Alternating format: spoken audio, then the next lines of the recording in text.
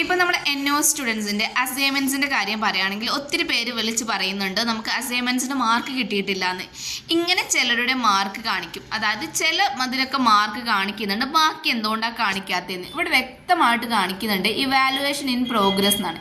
അതായത് പേപ്പർ നിങ്ങൾ നോക്കുന്നേ ഉള്ളൂ, നോക്കി അവർ ടീച്ചേഴ്സ് അതിന് മാർക്ക് ഇട്ട് കൊടുത്ത് കഴിഞ്ഞാൽ മാത്രമേ നിങ്ങളുടെ മാർക്ക് വരുള്ളൂ. അപ്പോൾ ചില പേപ്പേഴ്സിന് മാർക്ക് കിട്ടിയിട്ടുണ്ടെങ്കിൽ അതെല്ലാം ഇവാലുവേറ്റഡ് ആണെന്നും ബാക്കി ഇനി കിട്ടാത്തവരുണ്ടെങ്കിൽ ചിലത് ഒറ്റ പേപ്പർ പോലും നോക്കാത്തുണ്ടാവും, അത് നിങ്ങൾ വറീഡ് ആവണ്ട. അക്കാര്യം എന്താണെന്ന് വെച്ചാൽ നിങ്ങളുടെ മാർക്കുകൾ നോക്കുന്നേ ഉള്ളൂ.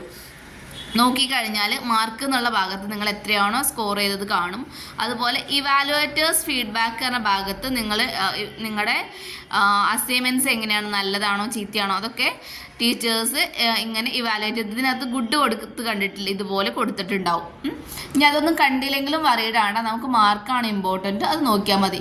ഇനി നിങ്ങൾക്ക് TMA അപ്ലോഡ് ചെയ്തതിൽ എന്തെങ്കിലും ഡൗട്ട് ഉണ്ടെങ്കിൽ TMA വ്യൂ എന്ന് പറഞ്ഞ് കൊടുക്കുക.